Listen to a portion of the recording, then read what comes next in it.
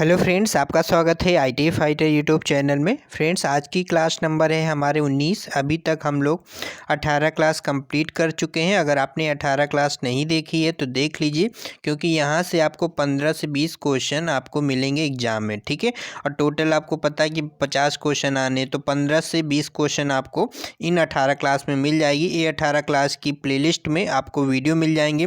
I T fighter YouTube पर search कीजिए, इसके बाद चैनल को सब्सक्राइब करके प्लेलिस्ट में जाइएगा। आप जानते होंगे प्लेलिस्ट कहाँ पर होती है, चैनल को ओपन कीजिएगा, वहाँ पर आपको मिल जाएगी। तो वहाँ पे सारी क्लासेस 18 आपको मिल जाएंगी। वहाँ से सारे वीडियोज को वॉच करने के बाद आपको ये ITT मॉक टेस्ट अगर ज्वाइन नहीं किया है तो आप सभी स्टूडेंट को बता दें, जितने भी कंटिन्यू क्लास आप लोग ले रहे हैं तो आप लोगों के लिए एक बेस्ट अपॉर्चुनिटी है कि बहुत ही कम फीस में। और यहाँ पर ऐसा नहीं कि एक यूजर का कमेंट था क्या हमें एक ही मॉक टेस्ट देने को मिलेगा, नहीं। ये ITT मॉक टेस्ट जो भी ज्वाइन करते हैं जिसकी फ़ीस 25 रुपये है, इससे आपको 2 से 3 आपको मॉक टेस्ट देने को मिलेंगे। ठीक है, 2 से 3 आपको मॉक टेस्ट देने को मिलेंगे। एक मॉक टेस्ट में 50 क्वेश्चन होंगे। ठीक है, कितने फ्रेंड्स होंगे यहाँ पर? 50 क्वेश्चन होंगे एक मॉक टेस्ट में, और एक क्वेश्चन जो होगा वो 2 नंबर का होगा। जैसे कि ITT में आपको पता है कि 100 नंबर का पेपर होगा, 100 मार्क्स का पेपर होगा, जिसमें 50 क्वेश्चन होंगे, एक क्वेश्चन 2 नंबर का होगा। तो बिल्कुल ये ITT एग्जाम पेपर की तरह लाइव टेस्ट आज रात 8 बजे होगा। रात 8 बजे होगा, इससे पहले आप ज्वाइन कर लीजिएगा। लिंक डिस्क्रिप्शन बॉक्स में है, उससे आप क्लिक करके पेमेंट कर दीजिए किसी भी मेथड से। अगर आपको किसी भी प्रकार की प्रॉब्लम है तो आप हमें व्हाट्सएप पे कांटेक्ट कर सकते हैं। व्हाट्सएप नंबर भी डिस्क्रिप्शन बॉक्स में दिया गया है। ठीक है, ये सारी इन्फॉर्मेशन आपको बता दिया है। ये सब आपको ज्वाइन कर लेना है। ITT मॉक टेस्ट आज रात 8 बजे होगा, और इसके बाद अगर आप ज्वाइन करते तो भी हम आपको मॉक टेस्ट यहाँ पे प्रोवाइड करा देंगे। ठीक है, अब यहाँ पे इम्पोर्टेंट बात है कि आप 18 क्लासेस मिस बिल्कुल नहीं कीजिएगा, और जो आज हमारी क्लास नंबर है 19, उसे भी आज कंप्लीट देखना है। आज की क्लास में जो हमारी क्लास नंबर 19 है, इसमें हम 30 क्वेश्चन कंप्लीट करेंगे। कल की क्लास में जो हमारी कल क्लास 18 नंबर थी, उसमें हम लोगों ने 20 क्वेश्चन कंप्लीट कर लिए थे। तो आज 30 क्वेश्चन करेंगे, ताकि आपका जो सेकेंड सेमेस्टर अभी जो हम लोग पढ़ा रहे हैं वो जल्द से जल्द ख़त्म हो जाए। इसके बाद हम लोग स्टार्ट करेंगे 3rd एंड 4th सेमेस्टर। ठीक है, तो एग्ज़ाम जो 27 दिसंबर से एग्ज़ाम स्टार्ट है, इसके पहले आपका 3rd एंड 4th सेमेस्टर भी ख़त्म हो जाएगा, तो पूरा सिलेबस कंप्लीट हो जाएगा। आपको पता है कि 900 क्वेश्चन है, लगभग हम लोग 300 क्वेश्चन के आसपास कंप्लीट करा चुके हैं, और लगभग 600 क्वेश्चन के आसपास बचे हुए हैं, तो भी जल्द से जल्द कंप्लीट हो जाएंगे। ठीक है, बस आपको डेली क्लास लेना है, कोई भी क्लास मिस नहीं करना है। प्रीवियस जो वीडियो आपने नहीं देखे उन क्लास को भी आपको कंप्लीट देखना है। चलिए स्टार्ट करते हैं बिना देरी के। तो आज की क्लास का जो फर्स्ट क्वेश्चन है, क्वेश्चन में से पूछा है what is the advantage of centre screw in die stock. Die stock में सेंटर स्क्रू का क्या लाभ है, ये यहाँ पर पूछा है। तो डाई स्टॉक में सेंटर स्क्रू क्या होता है? देखिए, जो डाई स्टॉक होता है, ठीक है, जिसमें हमारी डाई होती है, तो ये डाई स्टॉक क्या है? ये एक प्रकार का डाई को पकड़ता है। जैसे हम टैप को पकड़ने के लिए हम अलग अलग टूल यूज करते हैं, वो 3 टाइप के होते हैं। ठीक है, तो जिस प्रकार से टैप को पकड़ने के लिए हम टूल यूज करते हैं, जिसे हम टैप रेंच बोलते हैं, और डाई को पकड़ने के लिए इसी प्रकार से हम डाई स्टॉक वगैरह यूज करते हैं।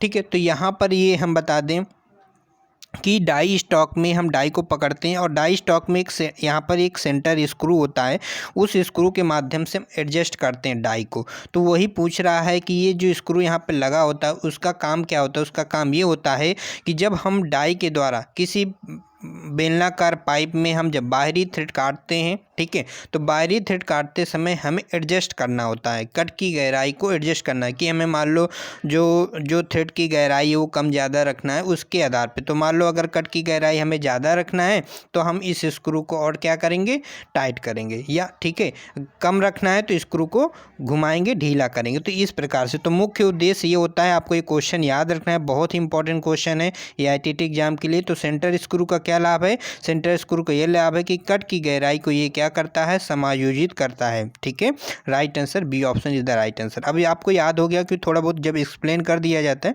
तो आपको आंसर याद रहते हैं। ठीक है, चलिए नेक्स्ट क्वेश्चन की ओर चलते हैं।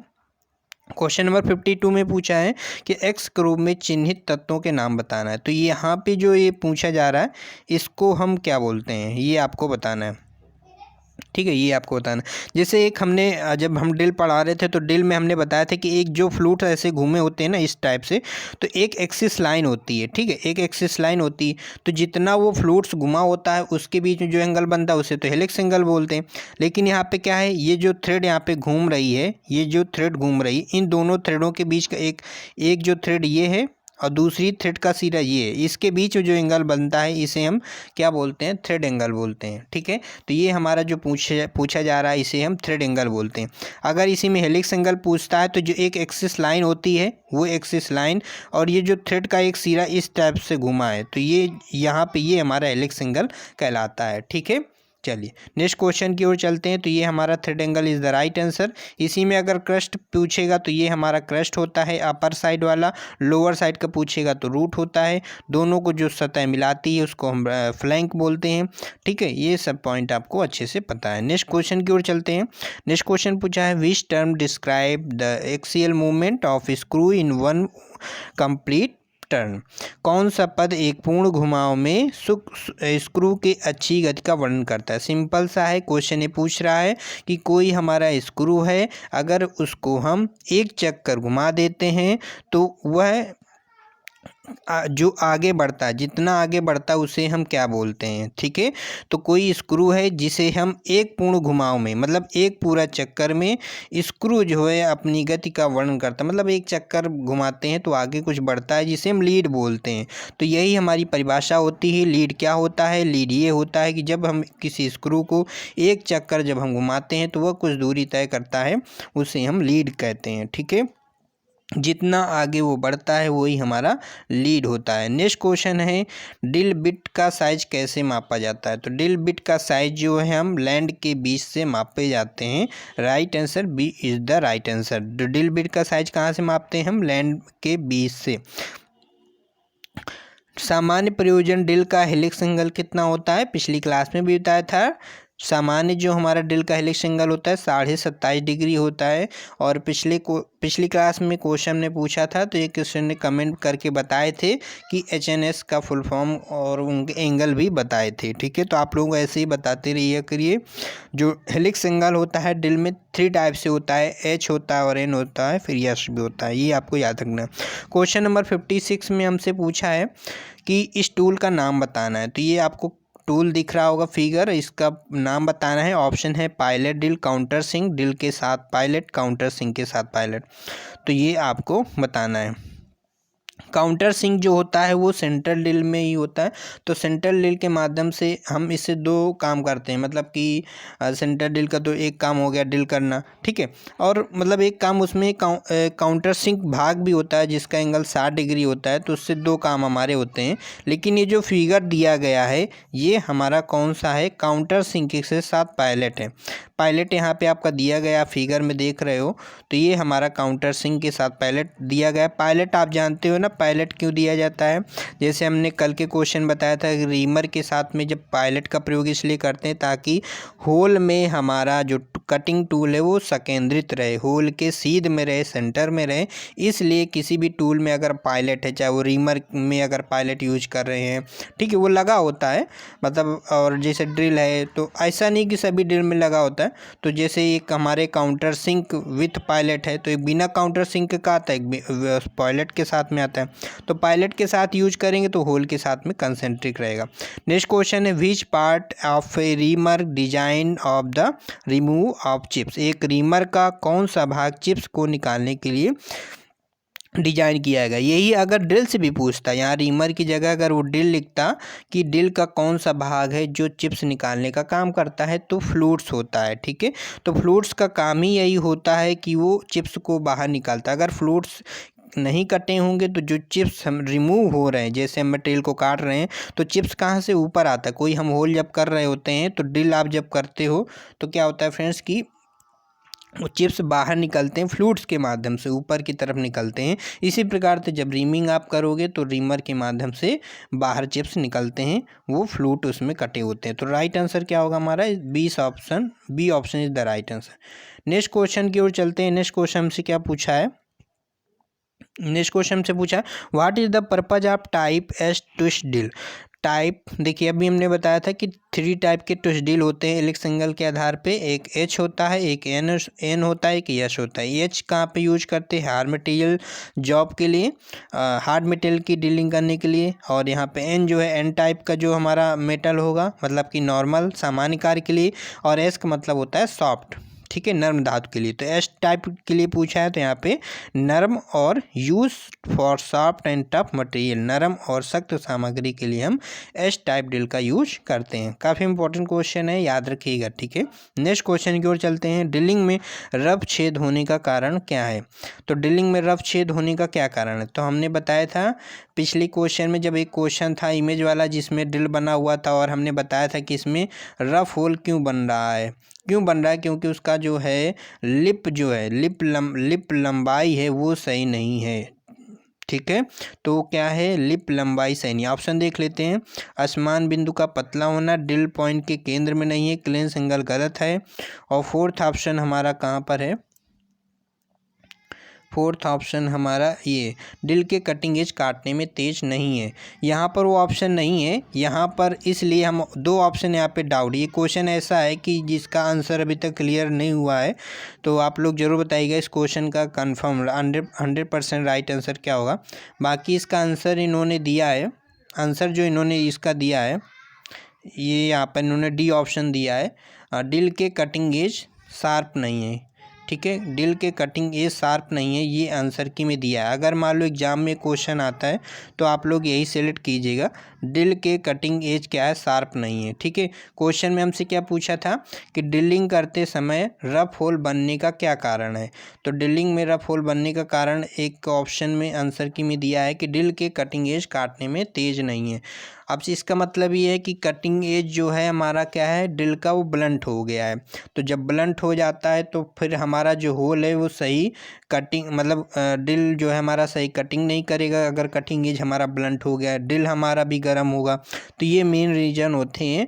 बाकी अब आप लोग बताइएगा कि डी होगा राइट आंसर कि इसका सी होगा। क्वेश्चन नंबर याद रख लीजिएगा, ये क्वेश्चन हमसे पूछा है, क्वेश्चन नंबर 59 का। आप लोग कमेंट करके बताइएगा कि ये सी वाला ऑप्शन होगा कि क्लीयरेंस एंगल गलत है। देखिए क्लीयरेंस एंगल गलत है तो हम लोगों ने क्या सीखा था? क्लीयरेंस एंगल अगर गलत है, क्लीयरेंस एंगल अगर गलत है तो क्या होता है? ड्रिल हमारा गर्म होता है, क्योंकि क्लीयरेंस एंगल गलत है मतलब वही पूछता है कि क्लीयरेंस एंगल हमारा ज़्यादा है कम है। क्लीयरेंस एंगल अगर हमारा कम होता है तो ड्रिल का पॉइंट जो है मोटा होता है। तो हमारा जो ड्रिल का क्लीयरेंस एंगल इसलिए रखते हैं, आपको बहुत बार हमने बताया कि ताकि बॉडी के साथ रगड़ ना खाए, है ना। तो क्लीयरेंस एंगल अगर कम होता है तो ड्रिल हमारा गर्म होता है।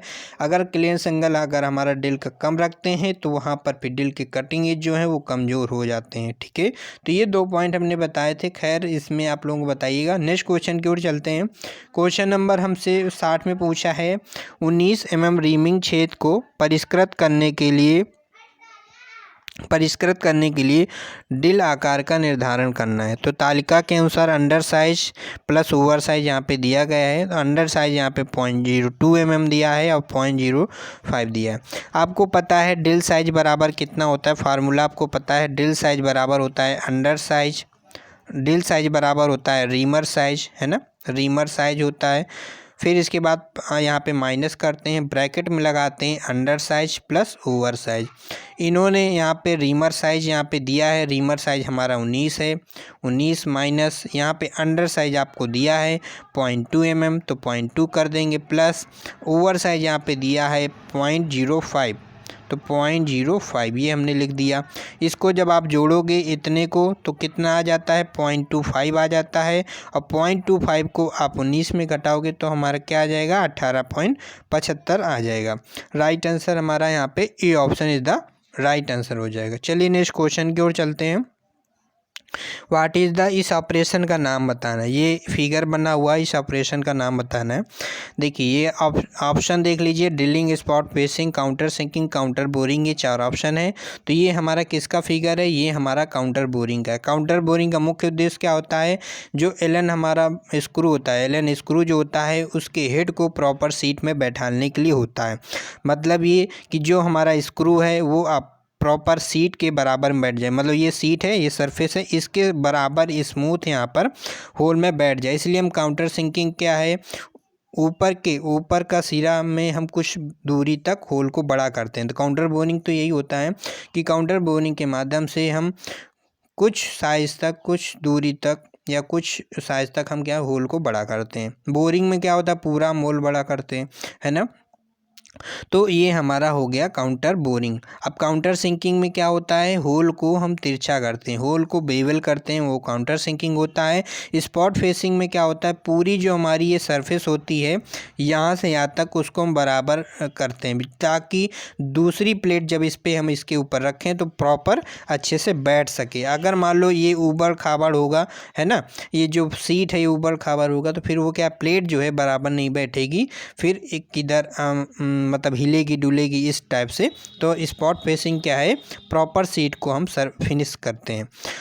यदि छिद्र डिल आकार से बड़ा है तो क्या कारण होगा, अच्छे से समझना है। यदि डिल छिद्र मतलब जो हमारा डिल होल है वो हमारा डिल के साइज से बड़ा है। मतलब क्या है, हमारा हमने कोई ड्रिल लिया और उस ड्रिल से हमने होल किया, लेकिन होल क्या है, ड्रिल साइज से बड़ा बन गया है। तो इसका रीज़न क्या होगा, चलिए देखते हैं। ऑप्शन है ड्रिल तेज नहीं है, सेकेंड ऑप्शन है फीड दर बहुत अधिक है, थर्ड ऑप्शन है काटने की गति बहुत अधिक है, फोर्थ ऑप्शन है कर्तन किनारे असमान। जो हमारी लिप यहाँ पे क्या किया, कर्तन किनारे के असमान कोण, ये क्या होगा हमारा राइट आंसर। जो हमारे कटिंग एज होते हैं वो क्या है, बराबर नहीं है। ठीक है, दो क्वेश्चन यहाँ से बनते हैं। वो ऑप्शन में जैसे इन्होंने एंगल दिया है, अनइक्वल एंगल मतलब एंगल जो है समान नहीं है। जैसे कि जो ड्रिल के कटिंग एज होते हैं उनको प्रॉपर एक बराबर एंगल होता है। मान लो अगर वो एंगल सही नहीं होंगे, प्रॉपर बराबर एंगल नहीं होंगे, तो उससे क्या होता है, जो ड्रिल से हम होल जो करते हैं वो होल हमारा बड़े साइज का बन जाता है। अगर मान लो अनइक्वल एंगल नहीं लिखेगा तो इसमें एक चीज़ और जोड़ सकता, अनइक्वल लेंथ मतलब अगर कटिंग एज की जो लंबाई है किसी तरफ बड़ा होगा, किसी की तरफ कम लंबाई होगी, मतलब कटिंग एज की लंबाई अगर कम ज़्यादा होगी तो जाहिर सी बात है कि हमारा होल क्या है, सही से बनेगा नहीं, वो हमारा होल बड़ा बन जाए, कहीं ज़्यादा कट रहा है कहीं कम कट रहा है। तो इस प्रकार से अगर वहाँ पे अनइक्वल लेंथ लिख रहा है तो भी हमारा उसका मतलब क्या होता है, अगर ड्रिल में अनइक्वल लेंथ है मतलब बराबर लंबाई नहीं है कटिंग एज की, तो हमारा क्या होगा, क्या दोष आएगा, होल हमारा बड़ा बनेगा। अगर कहेगा अनइक्वल लेंथ एंगल मतलब एंगल हमारा सही नहीं है, एंगल बराबर नहीं है, तो क्या दोष आएगा, तो भी हमारा दोष आएगा कि होल हमारा बड़ा बनेगा। ठीक है, ये आपको याद रखनी है। और बाकी ड्रिल का क्लियरेंस एंगल सही नहीं है तो वो आपको याद रखना, क्लियरेंस एंगल लिखे या लिप क्लियरेंस एंगल लिखे, याद रखना है। ठीक है, क्लियरेंस एंगल वर्ड देता है तो ड्रिल के जो कटिंग एज है वो कमज़ोर हो जाएंगे। कब कमज़ोर होगी, जब हमारे जो ड्रिल का क्लियरेंस एंगल है वो हमारा क्या रखेंगे, कम रखेंगे। जब ड्रिल का क्लियरेंस एंगल अधिक होगा तब क्या होगा, ड्रिल जो है हमारा जो जॉब के साथ रगड़ खाएगा, मतलब क्या हमारा ड्रिल गर्म हो जाएगा। तो ये पॉइंट सारे याद रखने, यहाँ से क्वेश्चन जरूर आपका एग्जाम में आएगा और आप लोग जब क्वेश्चन करोगे तो पक्का है कि हमारी इस क्लास का याद जरूर आपको आएगी कि हाँ ये क्वेश्चन मैं यहाँ से पढ़ा था, क्योंकि यही क्वेश्चन एग्जाम में। Next question, what is the term of top surface joining the two side of A thread. चूड़ी के दोनों सतहों से जुड़ने वाली शीर्ष सतहों को क्या कहते हैं। जैसे हमने अभी एक फिगर बताया था ना, इस टाइप का जो थ्रेड बनी हुई थी, तो यही पूछ रहा है कि ये चूड़ी के दोनों सतहें, एक सतह ये हो गई और दूसरी सतह ये हो गई, तो कह रहा है दोनों सतहों से जुड़ने वाली शीर्ष सतह को, तो ये वाली सतह को ऐसे जोड़ रहा है और इस शीर्ष सतह को क्या कहते हैं, ये शीर्ष सतह है ना, तो इस शीर्ष सतह को क्या कहते हैं, हम क्रस्ट कहते हैं। अगर यही दोनों सतहों से जुड़ने वाली अंदरूनी ये जो अंदर की सरफेस है ये वाली सतह को पूछता है। ठीक है, निचली वाली सतह पूछता है। जैसे हमें शीर्ष सतह पूछा है तो नीचे वाली क्या बोलेंगे, अंदर की सतह या नीचे की सतह जो भी पूछे तब हम इसे क्या बोलते हैं, हम रूट बोलते हैं। ठीक है, तो याद रखना है। नेक्स्ट इस क्वेश्चन का राइट आंसर क्या होगा, क्रस्ट हमारा is the right answer. Next question है, ग्राइंडिंग व्हील के विनिर्देश में वी क्या दर्शाता है, ये आपको बताना है। तो हमने पिछली क्लास में बताया था 32 क्या होता है, ये कंपनी एक नंबर डिसाइड करती है अपना। ए क्या होता है, ब्रेशियो होता है, ये सीरियल आपको याद रखना है। 46 क्या होता है, ग्रेन साइज नंबर होता है। एच क्या होता है, जो हमारा व्हील का ग्रेड है वो हमारा होता है। आर क्या होता है, स्ट्रक्चर होता है। वी क्या होता है, हमारा बॉन्ड होता है। तो इन्होंने वी पूछा है तो वी हमने क्या बताया था, बॉन्ड बताया था। ये हाँ इज़ द राइट आंसर।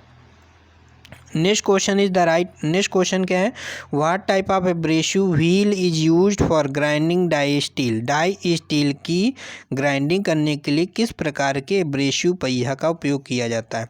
हम किसकी ग्राइंडिंग करना है, डाई स्टील की ग्राइंडिंग करना है। और क्या पूछ रहा है, तो हम किस एब्रेसिव का यूज करेंगे, किस एब्रेसिव व्हील का प्रयोग करेंगे जब हमें डाई स्टील की ग्राइंडिंग करना है। कैसे याद रखेंगे, मान लो आंसर आप भूल जाते होगे, 4 ऑप्शन देख लो, फिर इसके बाद हम बताते हैं। इसको याद करने का तरीका ये है, डाई स्टील की ग्राइंडिंग करना है और हमें एब्रेसिव व्हील पूछ रहा है, तो डाई से ही निकालना है हमें आंसर। डाई किसे बोलते हैं, डाई से कुछ लग रहा है, डाई से दाई वर्ड निकालिए। डाई से दाई किसे बोलते हैं, दादी लोग, आप जानते हो ना, दादी को जानते हो, जो बुजुर्ग लोग हैं, आप दादी भी बोलते होंगे, दाई भी बोलते होंगे। जैसे गांव में दाई बोलते, दाई के जो आप बाल देखो कैसे होते हैं, सफ़ेद हो जाते हैं, बुढ़ापे में बाल सफ़ेद हो जाते हैं। तो सफ़ेद की इंग्लिश में क्या बोलते हैं, सफ़ेद बाल, ठीक है, उसे क्या बोलते हैं, वाइट हेयर बोलते हैं ना। सफ़ेद को क्या बोलते हैं इंग्लिश में, वाइट बोलते हैं। तो ऐसे इस प्रकार से माइंड में याद आएगा कि डाई को दाई से कनेक्ट करना है, और दाई के बाल कैसे होते हैं, सफ़ेद, और सफ़ेद की इंग्लिश में बोलते हैं वाइट, और वाइट से ही आंसर हमारा निकालना है कि जहाँ पे ऑप्शन में आपको वाइट मिले वही राइट आंसर हो जाएगा, वाइट एल्यूमिनियम ऑक्साइड। तो ऐसे याद रखना है, ठीक है।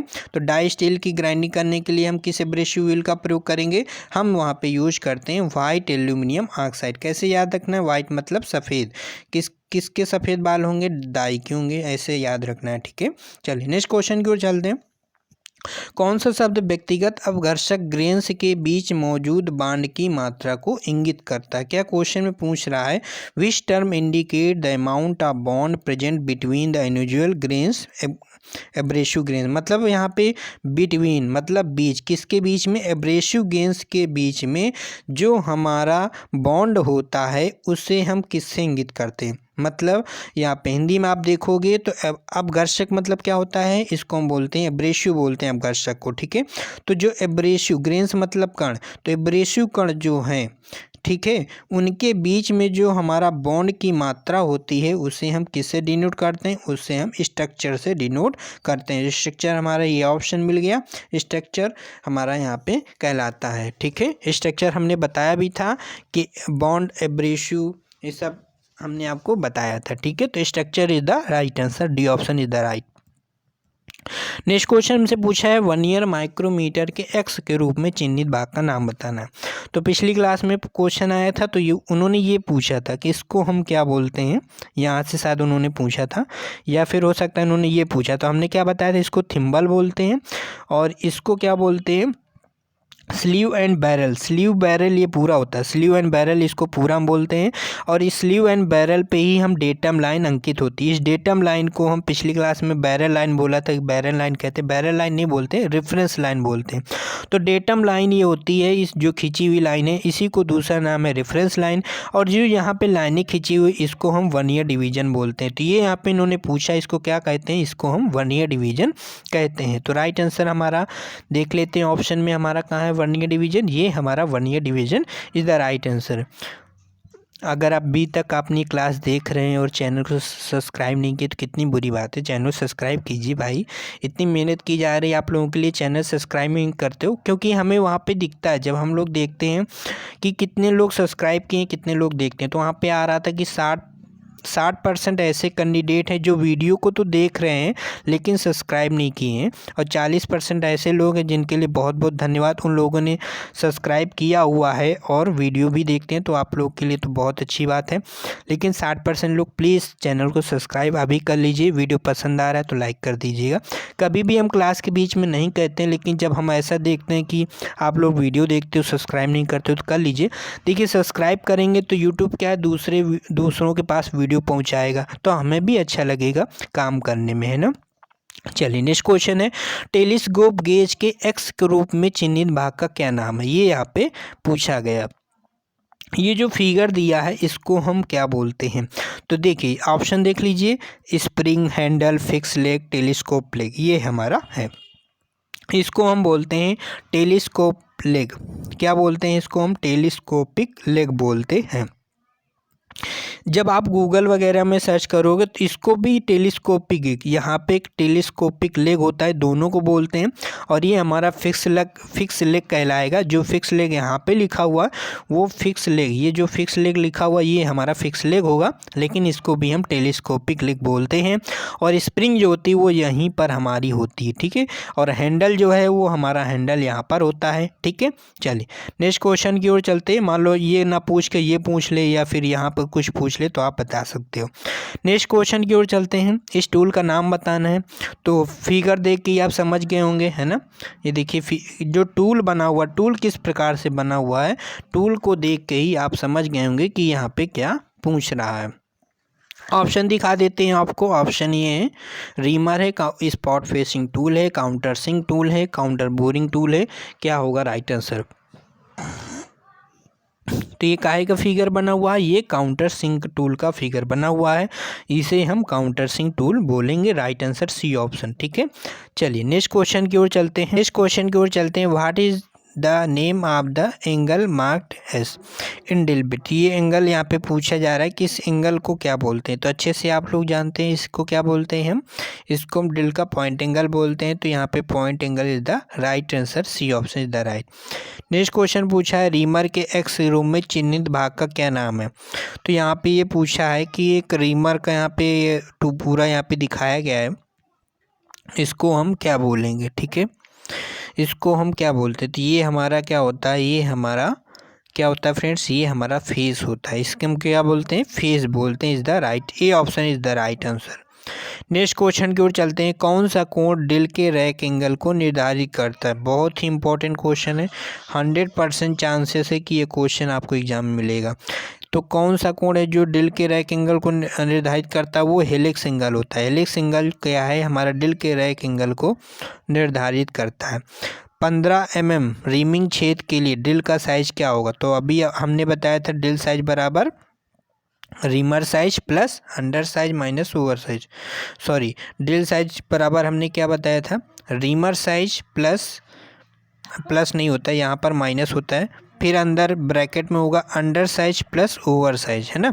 तो ये ड्रिल साइज बराबर हमने आपको बताया। तो रीमर साइज यहाँ पे दिया गया है 15, तो हमने यहाँ पे 15 लिख लिया, माइनस अंडर साइज यहाँ पे दिया नहीं गया। तो यहाँ पर आपको एक टेबल याद करनी होगी कि 15 mm के लिए, 15 mm रीमर के लिए हमारा जो अंडर साइज है वो कितना होगा, 10 mm रीमर के लिए अंडर साइज कितना होगा, 20 mm रीमर के लिए, वो अलग अलग होता है। तो 15 mm रीमर के लिए हमें जो अंडर साइज होता है वो 0.2 mm होता है। तो 0.2 mm यहाँ पर हम लिखेंगे। और प्लस अंडर साइज हमारा कितना होता है, अंडर साइज हमारा सभी के लिए अंडर साइज हमारा 0.05 mm होता है। पिछली क्लास में बताया था अंडर साइज क्या होता है। अंडर साइज ये होता है कि ड्रिल जो है अपने साइज से इतना बड़ा होल बनाता है, 0.05 mm का होल बड़ा बनाता है। तो ये इसमें हम यहाँ पे जोड़ते हैं अंडर साइज के साथ में, ठीक है। तो 0.05। अब ये अंडर साइज क्या होता है, अंडर साइज भी यही होता है कि जो रीमर है वो अपने साइज के अकॉर्डिंग अलग अलग होल जो है वो बड़ा फिनिश करता है, ठीक है। तो 15 mm का अगर हम रीमर यूज कर रहे हैं तो 0.2 mm का होल थोड़ा बड़ा फिनिश करेगा। और ये दोनों ज़्यादा, मतलब ये 0.2 mm का रीमर हमारा बड़ा फिनिश कर देता है और ड्रिल का होल हमारा इतना बड़ा ओवर साइज बना देता है। तो क्या करते हैं, दोनों को जोड़ते हैं और फिर रीमर साइज में घटा देते हैं, तो हमारा ड्रिल का साइज हमारा निकल आता है, ठीक है। तो यहाँ पे जब इसको हल करेंगे तो हमारा 14.75 यहाँ पे आ जाएगा, ठीक है। चलिए नेक्स्ट क्वेश्चन की ओर चलते हैं। नेक्स्ट क्वेश्चन हमसे पूछा है, क्वेश्चन नंबर 80 में पूछा है, while drill hole are oversize in drilling operation में ड्रिल किए गए छेद ओवर साइज क्यों होते हैं। तो अभी इसी क्लास में हमने अच्छे से बताया था कि ड्रिलिंग ऑपरेशन में ड्रिल किए गए छेद जो है ओवर साइज क्यों होते हैं। मतलब कोई हमने होल किया ड्रिल से, लेकिन होल क्या हमारा बड़ा बन गया। तो दो रीजन हमने बताए थे होल बड़ा बनने के। एक हमने बताया था अगर जो लिप एंगल है वो प्रॉपर क्या है, सही नहीं है, ठीक है, कम ज़्यादा है, या फिर लिप जो लंबाई है वो असमान है, ठीक है। तो ये ऑप्शन में आपको ढूंढना है, कहाँ पर ऑप्शन में, देखिए सेकंड ऑप्शन आपको यहाँ पे मिल जाता है, अनइक्वल लिप लेंथ, मतलब जो लंबाई है लिप की, कटिंग एज की जो लंबाई है वो बराबर नहीं है। तो क्या होगा राइट आंसर हमारा B option is the right answer. असमान लिप की वजह से हमारा जो ड्रिल होल है वो क्या है, हमारा बड़ा बन गया है ड्रिल के साइज से, या ड्रिलिंग ऑपरेशन में ड्रिल किए गए छेद क्यों ओवर साइज होते हैं, वो असमान लिप लंबाई की वजह से हो जाता है। क्वेश्चन नंबर 75 में पूछा है ड्रिल किए गए छिद्र पर फ्लैट शीट बनाने वाले ऑपरेशन का क्या नाम है। जब भी फ्लैट शीट वर्ड देता है एग्जाम में, ठीक है, फ्लैट शीट का मतलब क्या है, ये पूरी हमारी सीट है, यहाँ पर एक बोल्ट लगा हुआ है। अब फ्लैट शीट बनाने का मतलब पूरा सरफेस यहाँ पे बराबर करना है, पूरी सरफेस हमारी बराबर होनी चाहिए ताकि दूसरी सीट जब इसके ऊपर रखें तो प्रॉपर वो बैठ सके। तो उस ऑपरेशन को करने के लिए हम स्पॉट फेसिंग के माध्यम से ये क्रिया करते हैं, ठीक है। तो स्पॉट फेसिंग ये हमारे एक प्रकार का ऑपरेशन, स्पॉट फेसिंग के माध्यम से हम फ्लैट शीट तैयार करते हैं। नेक्स्ट क्वेश्चन है ड्रिल में फ्लूइड्स का उद्देश्य क्या है। अभी रीमर का उन्होंने पूछा था कि रीमर में फ्लूइड्स का उद्देश्य होता है, तो रीमर में फ्लूइड्स का उद्देश्य होता है चिप्स को बाहर करना। तो ड्रिल में पूछा है तो चिप्स को बाहर निकालना is the right answer, A option is the right answer. Next question number 77 में पूछा है थ्रेडेड होने वाले छेद पर उपयोग किए जाने वाले काउंटर सिंक का कोण क्या हो। कभी भी वो थ्रेडिंग के लिए पूछता है कि किसी होल में हमको थ्रेडिंग करना है, तो थ्रेडिंग से पहले जो हम चेम्फर करते हैं वो चेम्फरिंग एंगल कितना होता है, वो भी हमारा 120 डिग्री होता है। लेकिन वो इस टाइप से भी अगर पूछता है what is the angle of countersink tool used on hole be thread, मतलब होल में थ्रेडिंग करने के लिए जो काउंटर सिंक एंगल होगा वो कितना रखते हैं, 120 डिग्री रखते हैं, ठीक है। चलिए राइट आंसर हमारा क्या होगा, D option is the right answer. बाकी आपको पता है 90 डिग्री होल के बर को रिमूव करने के लिए काउंटर सिंक हेड स्क्रू के लिए प्रयोग करते हैं, 80 डिग्री सेल्फ टैपिंग स्क्रू के लिए प्रयोग करते हैं, 75 डिग्री रिवेटिंग के लिए प्रयोग करते हैं। ये सारे आपको याद होने चाहिए। बाहरी बहुत इंपॉर्टेंट क्वेश्चन है, ये क्वेश्चन याद रखिएगा। What is the formula of calculate the blank size of external thread. External thread के लिए हमारा ब्लैंक साइज का फार्मूला बताना है। तो ठीक है, बाहरी थ्रेड के लिए बाहरी थ्रेड को रिमूव करना, बाहरी थ्रेड क्या करना है, काटना है। तो बाहरी थ्रेड काटने के लिए हम ब्लैंक साइज, जहाँ पर पी क्या हमारी पिच है, डी क्या गहराई की गणना करना सूत्र है। तो यहाँ पे ब्लैंक साइज का फार्मूला बताना है। ब्लैंक साइज का फार्मूला होता है D बराबर D माइनस पिच अपान 10। यहाँ पे P क्या होता है फ्रेंड्स, हमारा P होता है हमारा पिच होता है, और स्मॉल d जो होता है वो यहाँ पे आपको पता होना चाहिए। जो यहाँ पे D इन्होंने दिया है, यहाँ पर स्मॉल वाला D जो है ये हमारी डेप्थ दी गई, मतलब क्या है, थ्रेड की गहराई। ये क्या है हमारा थ्रेड की गहराई, इसे व्यास नहीं समझना, इसे व्यास नहीं समझना। ये D हमारा क्या है, ये हमारी थ्रेड की गहराई को अंकित करता है। D क्या हमारा, ये हमारे डाया को इंगित करता है जो हमारा रॉड का साइज होगा। तो रॉड का साइज यहाँ पे इस टाइप से यहाँ पे निकालते हैं ब्लैंक साइज, ठीक है। चलिए नेक्स्ट क्वेश्चन की ओर चलते हैं। क्वेश्चन नंबर 79 में हमसे क्या पूछा है, एक फिगर दिया गया है। जो फिगर वाले क्वेश्चन वो इम्पॉर्टेंट तो ही हैं, लेकिन फिगर वाले क्वेश्चन के भरोसे में नहीं जाना। कभी कभी ये भी होता है कि फिगर वाले क्वेश्चन कम आते हैं, क्योंकि कई सेट में पेपर बनता है, तो किसी में फिगर वाले ज़्यादा क्वेश्चन आ गए, किसी में कम आ गए, तो आप केवल फिगर रट के गए हैं, फिर आप बाकी क्वेश्चन पढ़े ही नहीं। तो हो सकता है कि आपके कम मार्क्स आएँ, पास तो हो सकते हैं लेकिन क्या है फिर कम मार्क्स आएंगे। अच्छे मार्क्स भी लाना है, 50 में आपको 40 प्लस स्कोर करना है। अगर आप वीडियो देखोगे सारे हमारे, तो आप 40 प्लस स्कोर अच्छे से ले आओगे, कोई भी यहाँ पे दिक्कत नहीं आएगी। डाई का नाम यहाँ पे बताना है, इस डाई का नाम बताना है। तो यहाँ पे ऑप्शन है split die, half die, solid die, adjustable screw plate die, ये 4 ऑप्शन है। तो ये कौन सी हमारी डाई है, इसे हम हाफ डाई बोलते हैं। कौन सी डाई बोलते हैं, हम इसे हाफ डाई बोलते हैं। राइट आंसर हमारा बी ऑप्शन हो जाएगा, ठीक है। चलिए नेक्स्ट क्वेश्चन की ओर चलते हैं। नेक्स्ट क्वेश्चन है, लास्ट क्वेश्चन है आज की क्लास का, किस प्रकार की चूड़ी के रूट और क्रस्ट अर्धवृत्त बनाते हैं, ठीक है। Which type of thread the crust and root are rounded, मतलब जो क्रस्ट एंड रूट मतलब कोई जो हमारी थ्रेड है, ठीक है, कोई हमारी जो थ्रेड है वो उसका जो क्रस्ट एंड रूट है वो क्या हमारा राउंड है, मतलब ये भी हमारा राउंड है सर्किल में, क्योंकि इन्होंने क्या कहा राउंडेड मतलब सेमी सर्किल। तो क्या हमारा ये भी हमारा सर्किल में, ये हमारा क्रस्ट हो गया। जो रूट है वो नीचे का वो भी हमारा क्या है, वो भी सर्किल में। तो वो किस थ्रेड का होता है, वो हमारा नकल थ्रेड का होता है।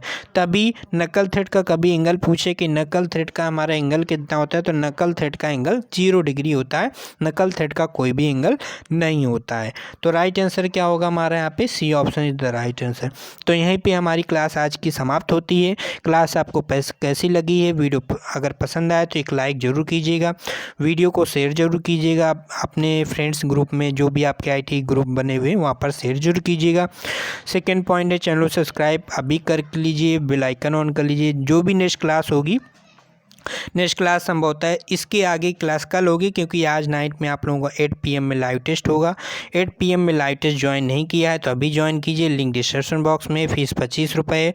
इस 25 रुपये की फ़ीस से आप 2 से 3 आपको मॉक टेस्ट देने को मिलेंगे। 2 से 3 मॉक टेस्ट, एक मॉक टेस्ट में 50 क्वेश्चन होंगे और ये मॉक टेस्ट लाइव टेस्ट होगा। इस लाइव टेस्ट की खासियत बात है कि इसमें आपको स्कोर देखने को मिलेगा, आपको रैंक पता चलेगी कि हमारी कौन सी रैंक आई है और हमारे कितने क्वेश्चन सही हो रहे हैं। आपको आंसर भी पता चलेंगे, आंसर की वीडियो के माध्यम से या PDF के माध्यम से आपको प्रोवाइड कराई जाएगी। ठीक है, तो आशा करते हैं आपको वीडियो पसंद आया होगा। फिर मिलेंगे एक नए वीडियो में। Bye bye, take care.